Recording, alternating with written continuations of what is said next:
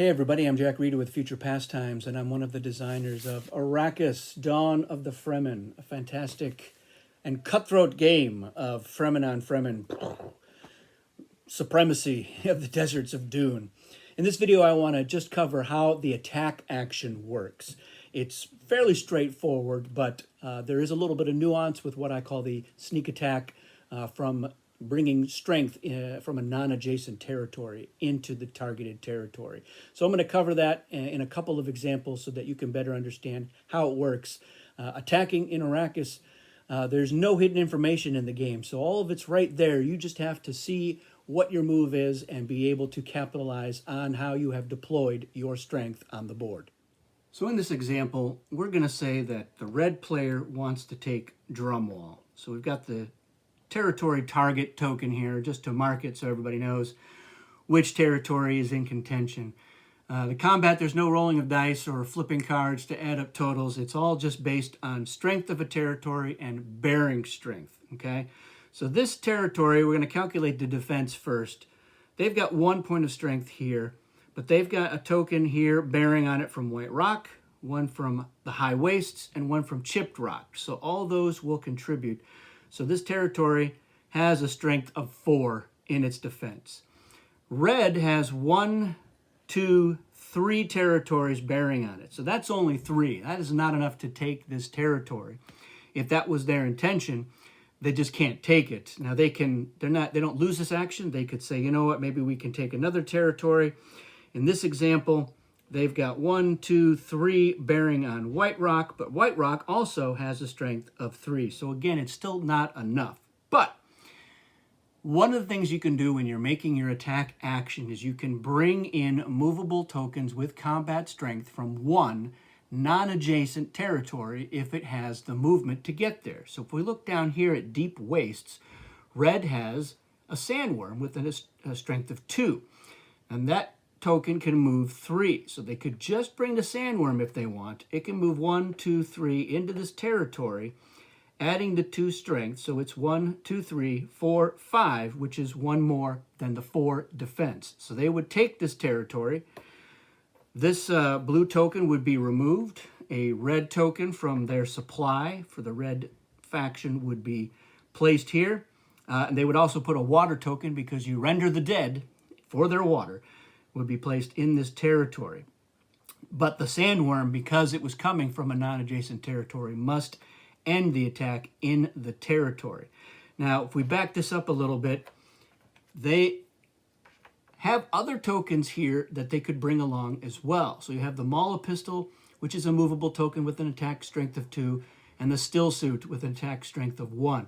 Because the worm can carry these items, and it is the originating token moving 3, it could bring these along to add more strength. And maybe they want to have that extra strength in here because red notices that over here in East Chasm, blue has a worm of their own plus a Cryst Knife which has an attack strength of 3.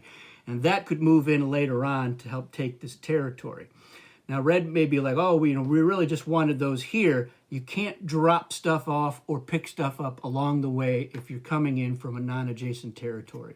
It's any combat tokens from the originating territory ending up in the target territory. Now, let's say that actually on an earlier turn or earlier in that same cycle, the red player had moved their worm with the shipping action here. And we look at this now. Again, blue has the strength of 4 for this territory in Drumwall, but red has a strength of 1, 2, 3, 4, 5. So they could take this territory without having to move anything. However, they may want to have that worm here. So even though the worm is not coming from a non-adjacent territory, if it's a movable token and they have the strength, they can say, we're going to take this territory and the worm is going to move in when we take it, so that it is better positioned. Likewise, let's say that the worm was here and the Still Suit was over here. You have enough strength already to take this territory, but you may want the Still Suit to be there, so you say, I'm going to use one non-adjacent token is going to move 2 into that territory so that I can reposition it. I kind of call this the sneak attack move when you're coming from a non-adjacent territory. It's not called that in the rule book. It's just something I use to help teach the concept of bringing in forces from a non-adjacent territory. And if this sandworm were actually a great maker, it could come from 5 territories away, which is really how you're able to do an actual sneak attack, because the players don't notice that you have that capability. So you say, yeah, I'm bringing in 6 strength, 1, 2, 3, 4, all the way over here from there to take this territory and to position my strength here so that it's bearing on these territories as well, making it much harder for blue to try to take this. So this territory here in Dark Rock now has 1, 2, 3, 4, 5, 6, 7, 8 strength. It would take 8 strength to take it. Sorry, 9 because of Deep Basin up here. Blue has 1, 2, 3, 4 bearing on it. 5, 6, 7, 8, 9. 9 is not enough, 9 on 9. They would need 1 more in order to be able to take this territory. If blue is able to move this here in the shipping action earlier in the cycle, they could take it by 1, 2, bringing in the still suit from over there. So again, this is how they attack. I don't even want to call it combat because you're not really fighting it out. You're taking the territory or you're not able to take the territory. And one thing I will mention is, let's say that in one of our other examples, we had the green player in here. If I'm calculating the defense, let's say the green player actually is here in White Rock. So blue doesn't have enough strength, but green could lend their strength to blue or to red to either help this territory get taken or not get taken. Why would green want to do that? Well, red may be a big threat, and so it's mutually beneficial for green to help blue to take red down. Or it may be beneficial for green to keep red there as a buffer against blue's aggression. So it's not really an alliance. It's just, and they can sit out altogether and say, I'm not involved. I'm not counting my strength one way or the other. So the players in a 3 or 4 player game will have to take into account any of the other players' forces that are bearing on a target territory. So that is how combat works in Arrakis. It's all determined by the strength that you have bearing on a territory and what you can bring in from an adjacent territory. And I will point out, just for the record, let's say in our earlier example where they had enough strength, if they brought the still suit over, there's already a still suit in this territory, but you can attack it. It's just after you have taken this territory and replaced it, rendered for the water, you can't have duplicates in the territory, so one of them would be destroyed.